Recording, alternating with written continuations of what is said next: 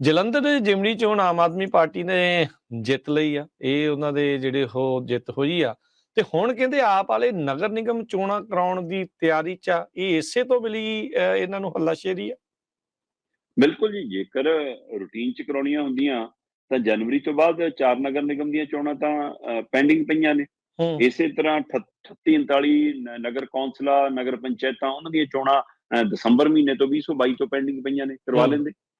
ਕਿਉਂ ਨਹੀਂ ਕਰਵਾਈਆਂ? ਉਹਦਾ ਜ਼ਿਕਰ ਵੀ ਨਹੀਂ ਆਉਣ ਦਿੱਤਾ ਕਿਤੇ, ਚਰਚਾ ਵੀ ਨਹੀਂ ਆਉਣ ਦਿੱਤੀ। ਅਜੇ ਤੱਕ ਵੋਟਰ ਲਿਸਟਾਂ ਨਹੀਂ ਪੂਰੀਆਂ ਬਣੀਆਂ।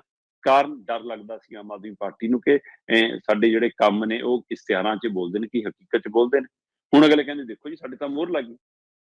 ਇਸ ਲਈ ਇਸ ਮੋਹਰ ਨੂੰ ਆਧਾਰ ਬਣਾ ਕੇ ਉਹ ਨਗਰ ਨਿਗਮ ਚੋਣਾਂ ਜਾਣ ਲਈ ਤਿਆਰ ਨੇ। ਇਸ ਮੌਕੇ ਆਮ ਆਦਮੀ ਪਾਰਟੀ ਇਸ ਜਿੱਤ ਨੂੰ ਬੜੀ ਜਿੱਤ ਵਜੋਂ ਦੇਖਦੀ ਆ। ਠੀਕ ਹੈ। ਬਿਲਕੁਲ ਕਾਗਜ਼ ਤੇ ਬਹੁਤ ਵੱਡੀ ਜਿੱਤ ਆ। ਜ਼ਿਮਨੀ ਚੋਣ ਜਿੱਤ ਲੈਣੀ ਬੇਸ਼ੱਕ ਮੰਨਿਆ ਜਾਂਦਾ ਕਿ ਸੱਤਾਧਾਰੀ ਧਿਰ ਆਮ ਤੌਰ ਤੇ ਆਸਾਨੀ ਨਾਲ ਜਿੱਤ ਲੈਂਦੀ ਆ, ਪਰ ਇੰਨੀ ਆਸਾਨ ਨਹੀਂ ਸੀ। ਜਿਵੇਂ ਦੋ ਸਰਕਾਰਾਂ ਝੁਕਣੀਆਂ ਪਈਆਂ, ਦੋ ਮੁੱਖ ਮੰਤਰੀ ਝੁਕਣੇ ਪਏ, ਸਾਰੇ ਮੰਤਰੀ ਉੱਥੇ ਇੱਕ ਹਲਕੇ 'ਚ ਦੋ ਤਿੰਨ ਮੰਤਰੀ ਬਿਠਾਉਣੇ ਪਏ, 92 ਦੇ 92 ਐਮਐਲਏ ਲਾਉਣੇ ਪਏ, ਬੂਥਾਂ ਤੇ ਪਰਚੀਆਂ ਕੱਟਣ ਲਈ ਵੀ ਐਮਐਲਏ ਬਿਠਾਉਣੇ ਪਏ, ਬੀਜ ਲੈਣ ਦੇ ਨਾਂ ਦੇ ਉੱਤੇ ਬਾਹਰੋਂ ਲੀਡਰ ਵਰਕਰ ਵੀ ਲਿਆਉਣੇ ਪਏ। ਤੇ ਫਿਰ ਜਿਹੜੇ ਬੂਥਾਂ ਤੱਕ ਬਾਹਰਲੇ ਬੰਦੇ ਬਿਠਾ ਸਕਦੇ ਆ, ਉਹ ਅੰਦਰ ਮਸ਼ੀਨਾਂ ਤੱਕ ਵੀ ਬੰਦੇ ਭੇਜ ਸਕਦੇ ਆ। ਸੋ ਕੁਝ ਵੀ ਸੰਭਵ ਆ। ਇਸ ਲਈ ਮਸ਼ੀਨਰੀ ਦੀ, ਪੁਲਿਸ ਦੀ, ਪ੍ਰਸ਼ਾਸਨ ਦੀ, ਸਰਕਾਰ ਦੀ ਸਾਰੀ ਧੱਕੇਸ਼ਾਹੀ ਚੱਲੀ ਹੈ, ਇਹਦੇ ਵਿੱਚ ਕੋਈ ਦੋ ਰਾਏ ਨਹੀਂ। ਪਰ ਸਭ ਤੋਂ ਨਲਾਇਕ ਕੰਪੇਨ ਕਾਂਗਰਸ ਦੀ ਸੀ, ਇਸ ਲਈ ਕਾਂਗਰਸ ਹਾਰੀ ਹੈ। ਕਾਂਗਰਸ ਹੁਣ ਇਹ ਨਹੀਂ ਕਹਿ ਸਕਦੀ ਕਿ ਸਾਰਾ ਧੱਕੇਸ਼ਾਹੀ ਹੈ। ਤੁਹਾਡੀ ਸਭ ਤੋਂ ਹਲਕੀ ਨਲਾਇਕ ਕੰਪੇਨ ਜੇ ਕਿਸੇ ਨੇ ਕੀਤੀ ਹੈ ਤਾਂ ਉਹ ਕਾਂਗਰਸ ਪਾਰਟੀ ਨੇ ਕੀਤੀ, ਜਿਹਦਾ ਨਤੀਜਾ ਵੀ ਉਹਨਾਂ ਨੇ ਭੋਗਿਆ। ਪਰ ਹੁਣ ਆਮ ਆਦਮੀ ਪਾਰਟੀ ਸੋਚ ਰਹੀ ਹੈ ਕਿ ਜੇ ਅਸੀਂ ਐਂ ਜਿੱਤ ਸਕਦੇ ਹਾਂ, ਫਿਰ ਸਮਝ ਆ ਗਈ ਆਮ ਆਦਮੀ ਪਾਰਟੀ ਉਹ ਪਾਰਟੀ ਹੈ ਰਾਜਕਰਨ ਜੀ, ਜਿਹੜੇ ਕਹਿੰਦੇ ਕਿ ਅਸੀਂ ਲੋਕਾਂ ਨੂੰ ਬੋਲਣਾ ਸਿਖਾਇਆ, ਅਸੀਂ ਲੋਕਾਂ ਨੂੰ ਸਵਾਲ ਕਰਨਾ ਸਿਖਾਇਆ, ਅਸੀਂ ਲੋਕਾਂ ਨੂੰ ਕਿਹਾ ਕਿ ਆਪਣੇ ਲੀਡਰ ਨੂੰ ਰੋਕ ਕੇ ਪੁੱਛਿਆ ਕਰੋ, ਅਸੀਂ ਕਿਹਾ ਕਿ ਮੋਬਾਈਲ ਔਨ ਕਰਕੇ ਰਿਕਾਰਡ ਕਰਿਆ ਕਰੋ। ਹੁਣ ਉਹੀ ਕਹਿੰਦੇ ਨੇ ਕਿ ਸਾਡੇ ਤੇ ਜਿਹੜੇ ਸਵਾਲ ਕਰਦੇ ਸੀ ਉਹਨਾਂ ਨੂੰ ਜਵਾਬ ਹੀ ਜਿੱਤ ਨੇ ਦਿੱਤਾ। ਜਨਾਬ ਕੀ ਕਹਿਣਾ ਚਾਹੁੰਦੇ ਹੋ?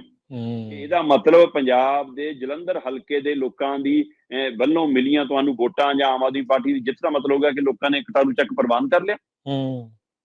ਕੀ ਇਹ ਕਹਿਣਾ ਚਾਹੁੰਦੇ ਹੋ ਤੁਸੀਂ ਕਿ ਲੋਕਾਂ ਨੂੰ ਤੁਹਾਡੇ ਸ਼ੱਕੀ ਬੰਦੇ, ਘਪਲੇ ਬੰਦੇ, ਸ਼ਰਾਰਤੀ ਬੰਦੇ ਸਾਰਾ ਪ੍ਰਵਾਨ ਹੋ ਗਿਆ?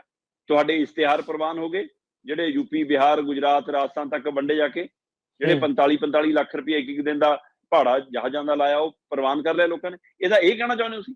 ਜਾਂ ਤੁਸੀਂ ਇਹ ਕਹਿਣਾ ਚਾਹੁੰਦੇ ਹੋ ਕਿ ਸਭ ਤੋਂ ਜਵਾਬ ਨਾ ਮੰਗਿਆ ਕਰੋ, ਅਸੀਂ ਤਾਂ ਚੋਣ ਦੇ ਜਿੱਤ ਹਾਰ ਦੇ ਨਾਲੇ ਜਵਾਬ ਦਿਆ ਕਰਾਂਗੇ? ਤਾਂ ਹੀ ਤੁਸੀਂ ਪ੍ਰੈਸ ਕਾਨਫਰੰਸ ਨਹੀਂ ਕਰਦੇ ਕੋਈ, ਤਾਂ ਹੀ ਤੁਸੀਂ ਮੀਡੀਆ ਨਾਲ ਗੱਲ ਨਹੀਂ ਕਰਦੇ ਕੋਈ, ਤਾਂ ਹੀ ਤੁਸੀਂ ਵੀਡੀਓ ਜਾਰੀ ਕਰਕੇ, ਇਹ ਕਿੰਨੇ ਸਵਾਲ ਖੜੇ ਨੇ। ਪਰ ਜਦੋਂ ਪਾਰਟੀ ਕੋਈ ਜਿੱਤਦੀ ਆ, ਜਦੋਂ ਧਿਰ ਕੋਈ ਜਿੱਤਦੀ ਆ, ਤਾਂ ਉਸ ਜਿੱਤ ਨੂੰ ਉਹ ਬਰਕਰਾਰ ਰੱਖਣਾ ਚਾਹੁੰਦੀ ਹੁੰਦੀ ਆ, ਉਹਦੀ ਹਵਾ ਨੂੰ ਬਰਕਰਾਰ ਰੱਖਣਾ ਚਾਹੁੰਦੀ ਹੁੰਦੀ ਆ। ਸੋ ਇਸ ਜਲੰਧਰ ਜਿਮਨੀ ਚੋਣ ਦੀ ਜਿੱਤ ਨੂੰ ਹੁਣ ਆਮ ਆਦਮੀ ਪਾਰਟੀ ਨਗਰ ਨਿਗਮ ਰਾਹੀਂ, ਨਗਰ ਕੌਂਸਲ ਰਾਹੀਂ, ਨਗਰ ਪੰਚਾਇਤ ਰਾਹੀਂ ਦੁਬਾਰਾ ਜਿੱਤ 'ਚ ਤਬਦੀਲ ਕਰਨਾ ਚਾਹੁੰਦੀ ਹੈ, ਕਿਉਂਕਿ ਉਸ ਤੋਂ ਬਾਅਦ ਪਿੰਡਾਂ ਦੀਆਂ ਪੰਚਾਇਤੀ ਚੋਣਾਂ ਖੜੀਆਂ। ਜਲੰਧਰ, ਅੰਮ੍ਰਿਤਸਰ, ਪਟਿਆਲਾ, ਲੁਧਿਆਣਾ, ਇਹ 4 ਨਗਰ ਨਿਗਮ ਚੋਣਾਂ ਜਨਵਰੀ 2022 ਦੀਆਂ ਖਤਮ ਹੋਈਆਂ ਨੇ ਜੀ। 2023 ਦੀਆਂ, ਜਨਵਰੀ 2023 ਦੀਆਂ, ਆ ਪਿਛਲੇ 5-6 ਮਹੀਨਿਆਂ ਤੋਂ ਇਹ ਖਤਮ ਹੋ ਗਈਆਂ। ਇਸੇ ਤਰ੍ਹਾਂ 34 ਦੇ ਕਰੀਬ ਨਗਰ ਕੌਂਸਲਾਂ, ਬਾਕੀ ਸਾਡੀਆਂ ਨਗਰ ਪੰਚਾਇਤਾਂ, ਇਹਨਾਂ ਦੀ ਸਮਾਂ ਹੱਦ ਵੀ ਦਸੰਬਰ 2022 ਦੀ ਮੁੱਕੀ ਹੋਈ ਆ। ਤੇ ਇਸ ਲਈ ਇਹ ਸਾਰੀਆਂ ਚੋਣਾਂ ਹੁਣ ਕਦੋਂ ਕਰਾਉਣਗੇ, ਪਰ ਇਹ ਜ਼ਰੂਰ ਹੈ ਕਿ ਕਰਾਉਣਗੇ ਛੇਤੀ। ਹੁਣ ਬਕਾਇਦਾ ਤੌਰ ਤੇ ਇੰਦਰਜੀਤ ਸਿੰਘ ਨਿੱਜਰ ਹੋਰੀ ਕਹਿੰਦੇ ਜੀ ਹਦਾਇਤ ਕਰ ਦਿੱਤੀ ਗਈ ਹੈ ਡੀਸੀਆਂ ਨੂੰ ਕਿ ਭਾਈ ਲਿਸਟਾਂ ਤਿਆਰ ਕਰੋ, ਸਾਰੀਆਂ ਆਪਾਂ ਛੇਤੀ ਚੋਣਾਂ 'ਚ ਜਾਣਾ, ਕਿਉਂਕਿ ਦਸੰਬਰ 2023 ਦੇ ਵਿੱਚ ਆ ਕੇ ਪੰਚਾਇਤਾਂ ਦੀ ਸਮਾਧ ਵੀ ਮੁੱਕ ਜਾਣੀ ਹੈ। ਇਸ ਲਈ ਹੁਣ ਇਹਨਾਂ ਰਾਹੀਂ ਪੰਜਾਬ ਦੇ ਵਿੱਚ ਆਪਣੀ ਪੈਂਠ ਬਣਾਉਣ ਦੇ ਲਈ ਆਮ ਆਦਮੀ ਪਾਰਟੀ ਜਲਦੀ ਇਹ ਚੋਣਾਂ ਕਰਾਉਣਾ ਚਾਹੁੰਦੀ ਆ ਕਿ ਜਿਹੜਾ ਟੈਂਪੂ ਬਣਿਆ ਸਾਡਾ ਜਲੰਧਰ ਜਿਮਨੀ ਚੋਣ 'ਚੋਂ, ਉਹਦੇ ਨਾਲ ਅਸੀਂ ਜਿੱਤ ਹਾਸਲ ਕਰ ਜਾਈਏ ਨਗਰ ਨਿਗਮ, ਨਗਰ ਕੌਂਸਲ ਦੀ। ਸੋ ਬਿਲਕੁਲ ਤਿਆਰੀ ਜੀ, ਕਿਸੇ ਸਮੇਂ ਵੀ ਇਹ ਚੋਣਾਂ ਹੋ ਸਕਦੀਆਂ ਨੇ। ਜੀ ਜੀ, ਵਗਦੀ ਗੰਗਾ 'ਚ ਹੱਥ ਕਿਹੜਾ ਜਿਹੜਾ ਉਹ ਨਹੀਂ ਧੋਣਾ ਚਾਹੁੰਦਾ।